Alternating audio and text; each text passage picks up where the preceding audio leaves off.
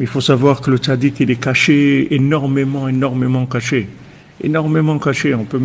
On n'a pas d'idée comment il est caché. Tout ça pourquoi? C'est que si on connaît un petit peu Rabbeinu, alors d'abord on va être Bessimcha tout le temps. On va être proche de lui. On va être Bessimcha.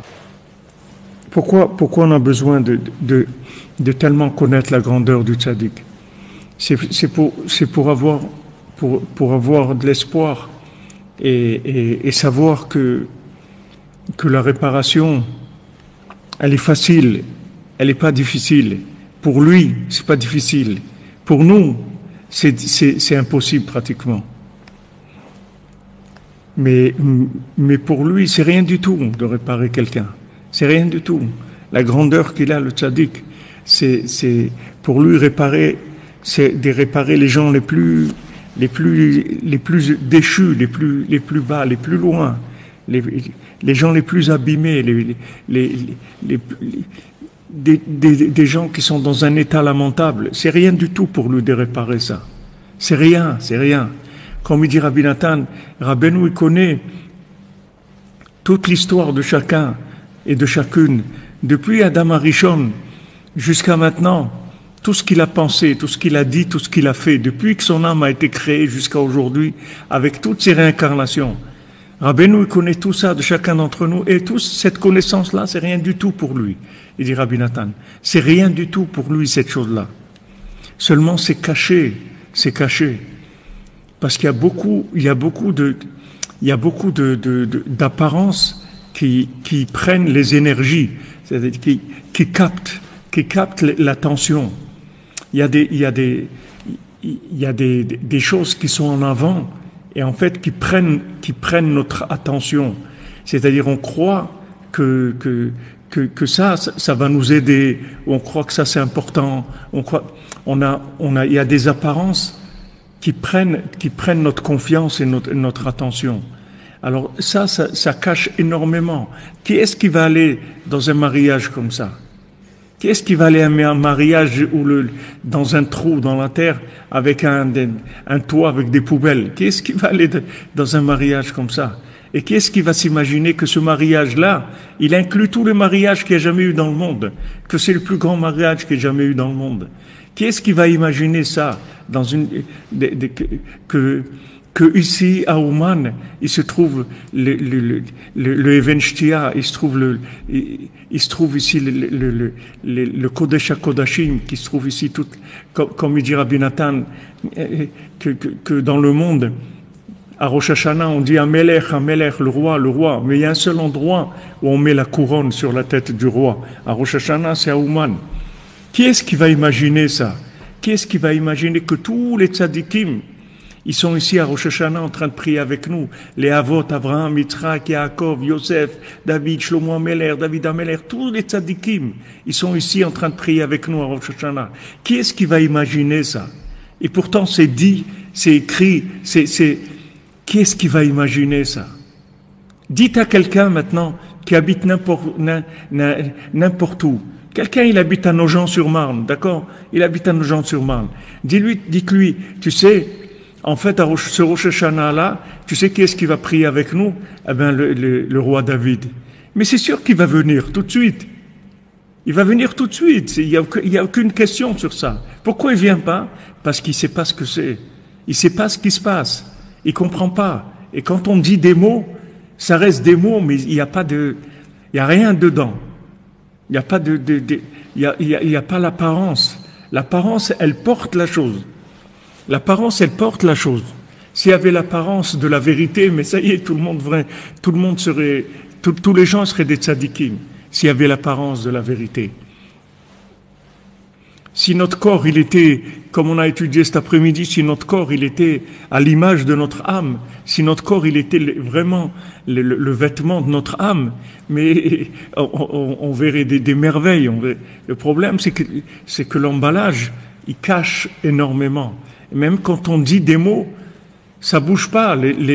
On dit des mots et ça bouge pas, parce qu'en fait, tout l'émotionnel, il est mangé par l'imagination. Les gens, ils ont le cœur qui est pris par l'émotionnel entièrement. avec la télé, avec les films, avec Netflix, avec Hollywood, avec tout, avec la politique, avec les guerres, avec tout ce qu'il y a dans le monde, ça mange complètement l'émotionnel. C'est-à-dire qu'après, quand vous dites un mot, ok, vous avez dit un mot, mais lui, il a vu Netflix, il a vu l'autre, il a vu ça, il a vu ce film, il a vu ça. Il est plein d'émotionnel. Toute son énergie émotionnelle, elle est mangée par de l'imagination. Alors que ce que Rabbeinu dit, c'est simple. Rabbeinu dit, c'est simple. Tout ce que Rabbeinu dit, tout ce que Rabbeinu dit, c'est simple. Ce sont des paroles simples. Rabbeinu dit, voilà, moi je suis un fleuve, Ametaer Mikol Aktamim. Moi je suis un fleuve qui purifie de toutes les tâches, de toutes les fautes. Je purifie tout le monde de toutes les fautes. Je peux purifier quelqu'un de toutes ses fautes. Quand David Amelech, il a dit à son fils Avshalom, quand son fils Avshalom, il était en enfer, dans le 7e degré de l'enfer, le plus bas qu'il y a, et David Amelech, il disait Avshalom béni, Avshalom mon fils, et il le faisait monter, et il a dit 7 fois Avshalom mon fils, jusqu'à qu'il l'a fait sortir complètement de l'enfer. Rabbeinu dit, moi aussi j'ai ça. Moi aussi j'ai la possibilité de faire ça. On ne peut pas imaginer.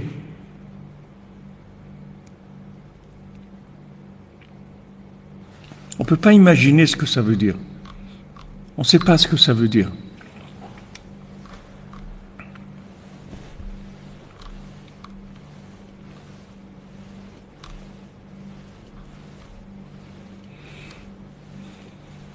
Ouais, dans une obscurité totale, parce que en fait, on est mangé par la, on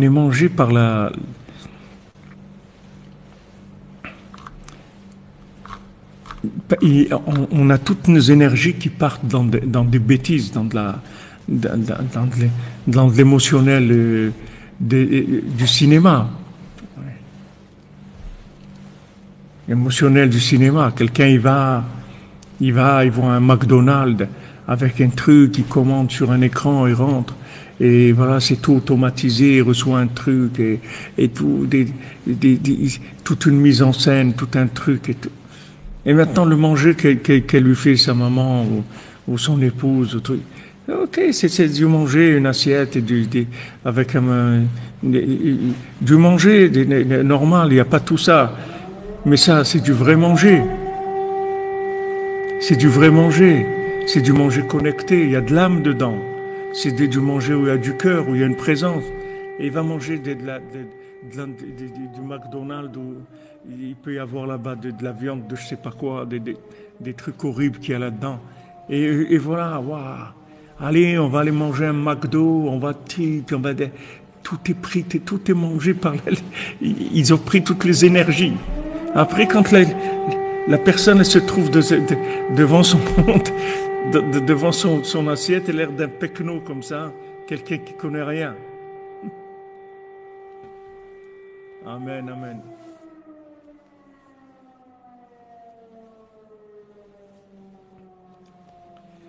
Vous comprenez, ah, tu manges ton manger, ah oui, Jean-Luc Razak. Voilà l'apparence. Vous allez à Cotel, vous allez voir des gens comme ça, qui sont toutes les nuits au Cotel, quelques personnes, qui sont dans un état d'apparence qui c'est terrible. Et voilà, des gens qui sont là, qui tiennent le monde par leur tikkun chatzot, par leur dévouement. Mais on voit rien. C'est-à-dire l'apparence, elle est complètement à l'envers. Complètement à l'envers. C'est ça notre problème.